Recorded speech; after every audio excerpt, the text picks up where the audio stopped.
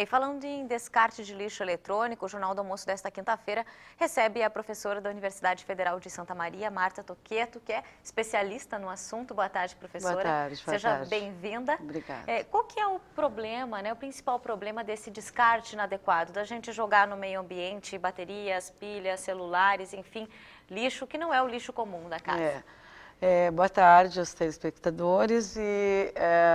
O maior problema é justamente a composição química, né, desses vários produtos, onde existe a presença de metais pesados, metais preciosos, como o ouro, como o cromo, como o chumbo, cobalto, zinco, todos esses elementos.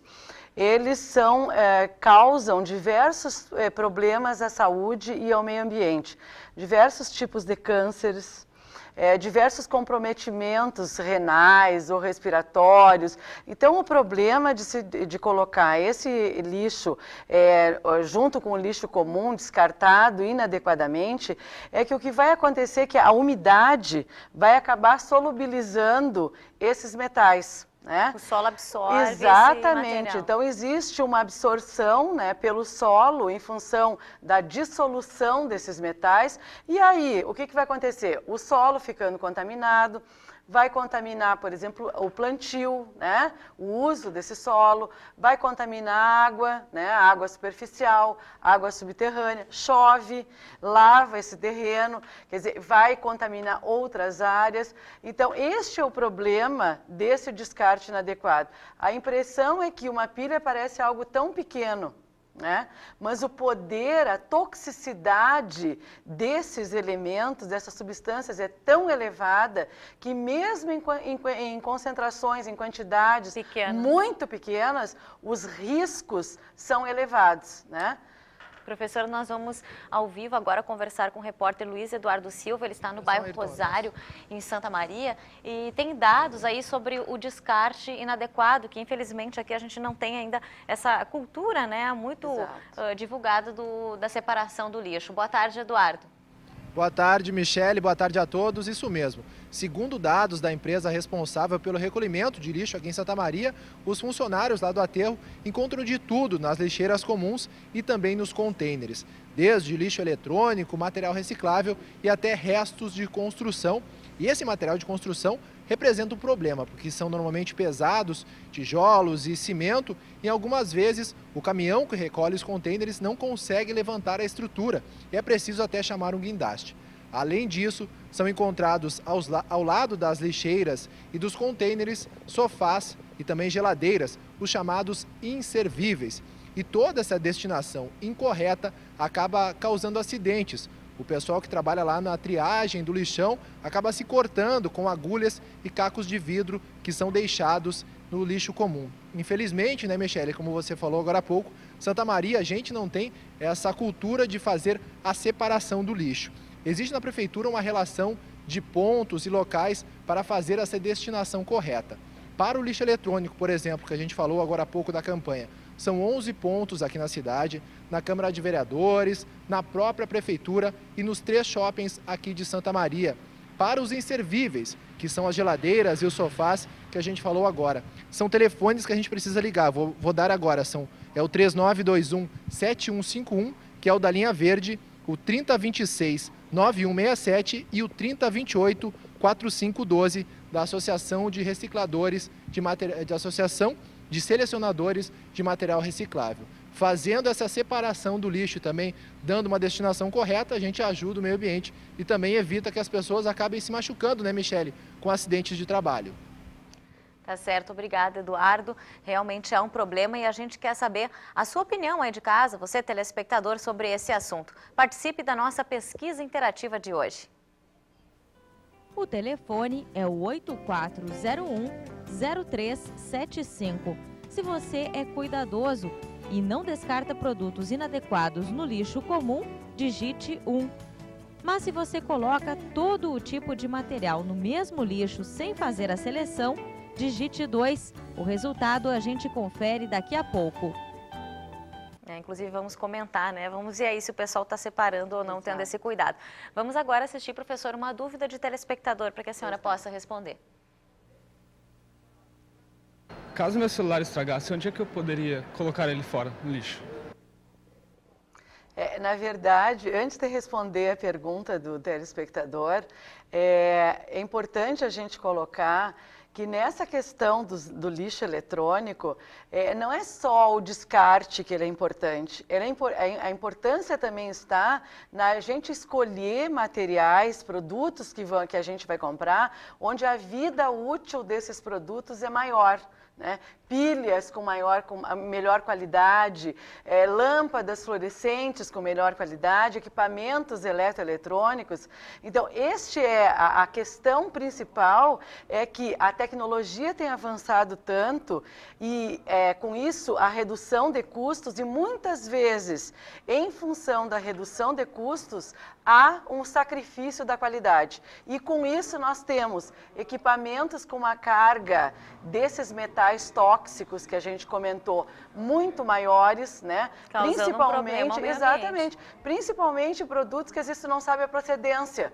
Né? Produtos que entram, fruto de contrabando, tu não tem um controle de qualidade, como na indústria brasileira existe uma fiscalização em cima do fabricante. No caso dos celulares, que o rapaz pergunta, ele entra em lixo eletrônico, né? Nesses sim. 11 pontos que a prefeitura disponibiliza. Os celulares, exatamente, e também as próprias lojas do comércio, onde vendem celulares, baterias de celulares. Essa questão do celular ela já está bem melhor estruturada do que, por exemplo, lâmpada fluorescente. Isso é um problema sério, lâmpada fluorescente hoje. Apesar da legislação estabelecer que os locais que vendem, que comercializam, devem receber, ainda existe uma resistência no recebimento. Inclusive, professor, essa é uma dúvida, vamos ver, o telespectador gostaria de saber sobre lâmpadas, vamos ver exatamente a pergunta. No caso de lâmpadas residenciais, quando elas queimam, a gente põe no lixo, isso é correto? Lógico que é um risco, né? Principalmente porque as lâmpadas fluorescentes, elas possuem mercúrio, né? Vapor de mercúrio. E aquela poeirinha branca que a gente vê quando a gente observa o tubo da lâmpada fluorescente, tem uma poeira que envolve. Quando essa lâmpada fluorescente, o vidro é muito frágil, então ela se quebra muito fácil. No momento que quebra, há a dispersão dessa poeira carregada de mercúrio. Então, o risco de respirar essa poeira carregada de mercúrio e toda essa contaminação que a gente colocou no solo, na água. Então, esse material deve ser encaminhado para o local adequado, protegido para não quebrar. Né? E o estabelecido, inclusive previsto pela legislação, é que deve ser encaminhado aonde foi para as lojas comprado, que para as vendem lojas esse material. Que vendem. E a questão de embalar os vidros, colocar um jornal, exato, enfim, é importante porque a gente tem dados do pessoal que trabalha na triagem do lixo. No mínimo 2 pessoas se machucam por dia no aterro aqui de Santa Maria, na triagem, em função de agulhas de seringa que são colocadas inadequadamente no lixo e também vidro, né? Quebrou um copo em casa, joga no lixo. Qualquer vidro precisa ser embalado. Esse material, ele além de produzir o ferimento, ele estabelece uma porta de entrada para a pessoa que se feriu de qualquer contaminação, seja ela contaminação biológica ou seja contaminação química. Então, na verdade, potencializa ainda mais que não é só o ferir. Sim, né? A possibilidade de haver uma contaminação. Imagina as pessoas que manipulam esse resíduo, né? Então, o risco enorme de contraírem doenças em decorrência disso. Tá certo. Tem mais uma dúvida de telespectador? Aparelhos eletrônicos, a peça de computadores, esses são os lugares que não acham em lugar nenhum, entende? Então, tem que colocar em casa, deixar, depois estar num canto e deixar aqui que fica ali ocupando espaço, entende? Então, gostaria de saber aonde haveria a possibilidade de colocar esses materiais. E a gente falou dos locais aqui, Santa Maria tem 11 exatamente. postos, mas o pessoal reclama, por exemplo, mais para o interior ou em cidades menores da falta de estrutura para isso, né, professor? A questão, esses pontos estabelecidos, eles são pontos de entrega voluntária. Então, como tu falaste no início, é importante a questão da conscientização, né? A gente é muito comodista no sentido de achar que essas coisas, a coleta tem que vir até nós, assim porque a gente está acostumado com a coleta do resíduo urbano que passa na porta da nossa casa e leva o nosso lixo comum. Então, essa cultura, ela também se estende para os demais resíduos, né? Quer dizer, medicamentos.